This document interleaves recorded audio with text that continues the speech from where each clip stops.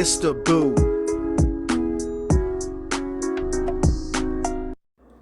Before he became a hero, he was the super weapon of gods and kings. That's right, today we are talking about Halo, but with a little more metal. We're talking about Master Chief with a little more aggression, revenge, and brutality. That's right, Doom guys and gals, Slayers and Slayettes, we're taking a trip to the Dark Ages. And I do mean Doom, the Dark Ages. And now, introducing the man of the hour, with a shotty in one hand and a chainsaw shield in the other. Welcome, the man himself, the killer of demons, the keeper of souls. This is Doom Slayer. That's right, that's who he is, and I'm Mr. Boo, the Entertainment Guru, Mr. Boo, Entertainment Guru, right here on YouTube. And that's right, if you don't know what we're talking about by now, you'll never know, because we are going to give a full-on review of Doom, the Dark Ages, the prequel to the remake in 2016, and Doom Eternal. That is correct. We are going over not only the graphics and the gameplay, but we are also going over the story and the all-around reception this game got since its release 2 weeks ago on Game Pass, and then a release on PS5, XS, and PC. Let's dive into this one. And diving right in, we're going to talk about graphics. And speaking of those graphics, they're definitely upgraded to 2025 modern, current day consoles and generations of PC, Xbox, and PlayStation. It looks amazing. But the one thing I have to say is, even though everything is updated and upgraded, it still feels and looks like Doom. They took Doom from 2016 and they gave it some more details and they fleshed it out a little. They played with their lighting systems, and they came out with a lovely, beautifully dark-looking game. It is wonderful. The lighting on the keys, the yellows, the reds, the blues, the sky, the shadows, the lighting in general, the levels, the detail in the levels, in the maps, and the different varieties in the maps make it so great. And then you've got the graphics that go with Doom Slayer, the demons, and all the supporting cast, and it looks fantastic without taking a single thing away from the way that Doom should feel. This is Doom flavor with an added kick of Doom spice. It is the perfect mix of bringing Doom from where it was with the 2016 remake and Eternal and bringing it to where it is today. They nailed it. The facial animations, the body animations, the lighting, the level design, the detail, everything is great. It is smooth. It is 10 out of 10 in my book. So with graphics being 10 out of 10, let us continue swimming around in the deep end and let's talk about gameplay. And with gameplay, I do rate it on a few things. Pickup and playability.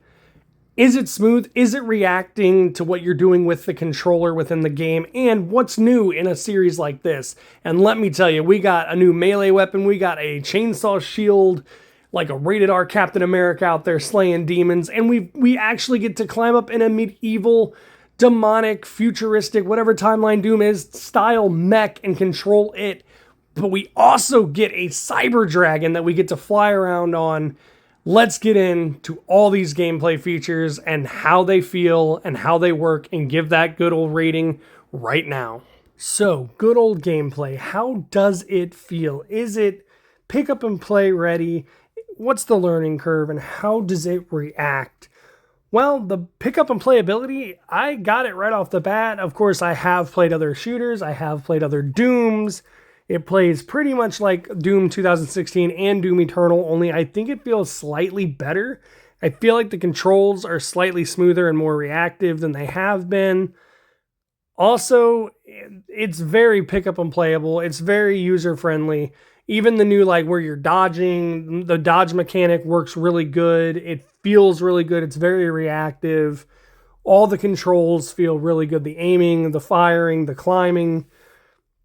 The jumping can be a little bit wonky at times, but at least At least they did away with Eternal's like wall jumping thing that, if I remember correctly, was just terrible. And here you just got normal jumping, climbing, and then you could throw your chainsaw shield and sling to it, and it's just really, it all feels really well. It works really good. Great mechanics, great gameplay. Right there. It's fun. It's casual, yet, it's still Doom, is what I'm trying to say. And speaking of the zip lining to your shield, the new weapons, they fit right in. They feel really good to use. The mace is very destructive. It's very responsive. It hits hard and it hits where it counts. And the shield is such a cool new gameplay feature. You throw it and it could stun enemies. While you fight off the hordes, it can be stunning one of the bigger ones. And it works really well. All the upgrades that come with these weapons as well work really well. I especially like where the shield turns into more shields. They just nailed the gameplay again, and they nailed the new stuff coming in, and it fits in perfectly. The shield and the mace are a win.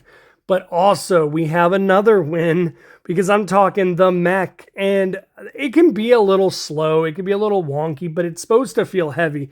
Kind of like the Doomslayer himself is kind of slow. He is a little wonky when jumping, but he is the Doomslayer. He is built by the gods to kill the demons and the devils.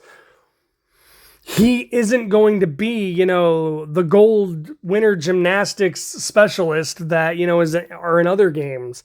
So neither is the mech. So even though the mech does move slow and feels a little clunky, the dodging and the fist fighting and everything, that all feels really good. They put like a mechanic in there where you can power up and then do like a power move. It all feels really, really good. The dodging and everything. And that brings me to the next new feature that also feels great, is the Cyber Dragon that we can actually mount and ride.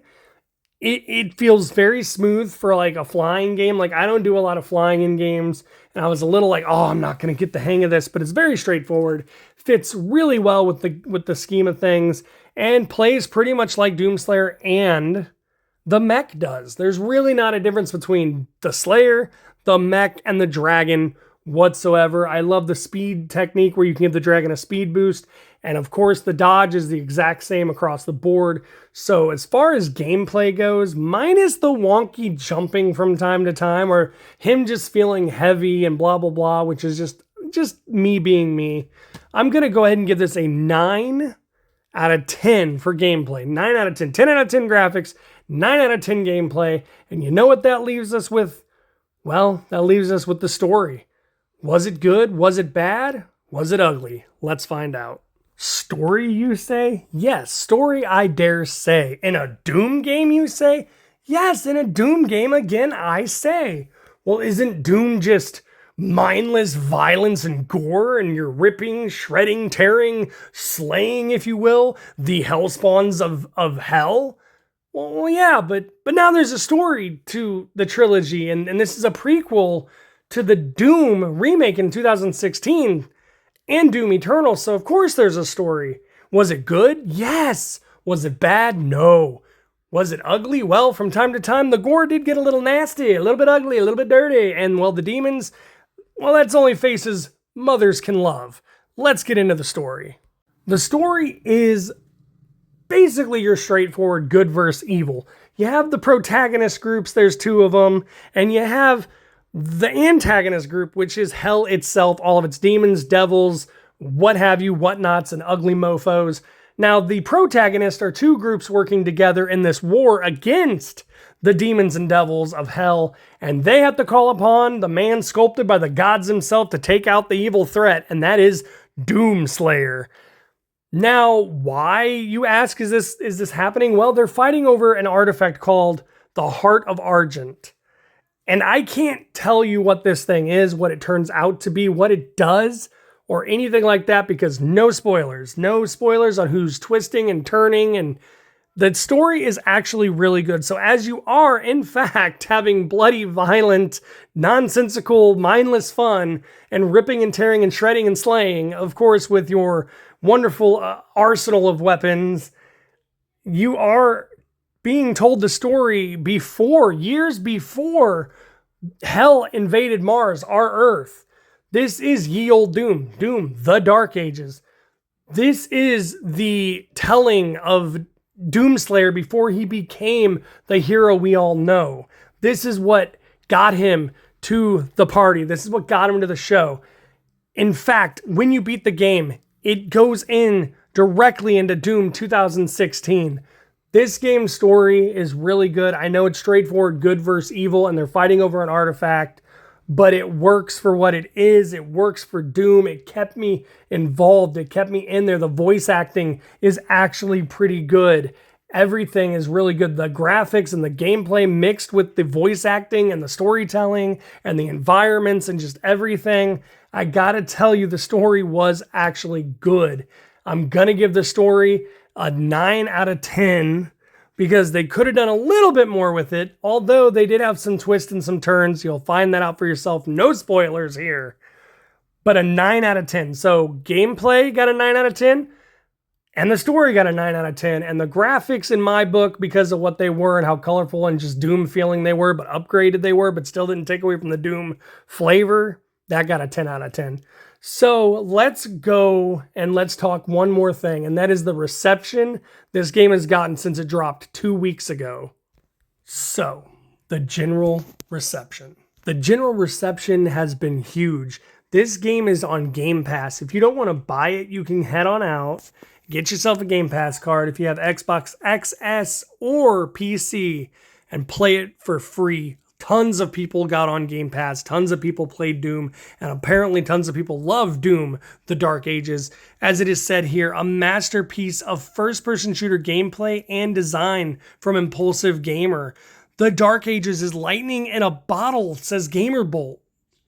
And it says here, ID has once again proven they don't miss. And that was from IGN. Then you got a bunch of 10 out of 10s, 5 out of 5s, 9 out of 10s, 4 out of 5s, 4.8 out of 5s. Doomslayer's out here picking up more stars than he is demon kills. This time around, this game is great. The gameplay is fun. It is great. The first-person shooter mechanics are amazing. The story is good. The graphics are amazing. And I say all this because the story is really good for the Doom universe. It's a really good addition to the trilogy that has now been formed. The graphics, it's all in the lighting and the level design and the feel of everything. It is Doom. 100% it is Doom. And the gameplay, the controls are easy, simple, and very fun to play. Very responsive. ID and Bethesda did hit the nail right on the head again. If you have not played Doom, The Dark Ages, go get it. It's on Game Pass, PS5, XS, PC, wherever it is. You need to get it. You need to play it. And if you did play it, comment down below. What did you think of Doom, The Dark Ages? Do you want more Doom? I want more Doom. Are you done with the Slayer? I'm not done with the Slayer. And if you did like Doom, The Dark Ages, you know what to do. Like, subscribe, and hit that bell so that you will be notified of all my upcoming videos. And it's that time again, everyone. I've been Mr. Boo, the Entertainment Guru, right here on YouTube, and I am out.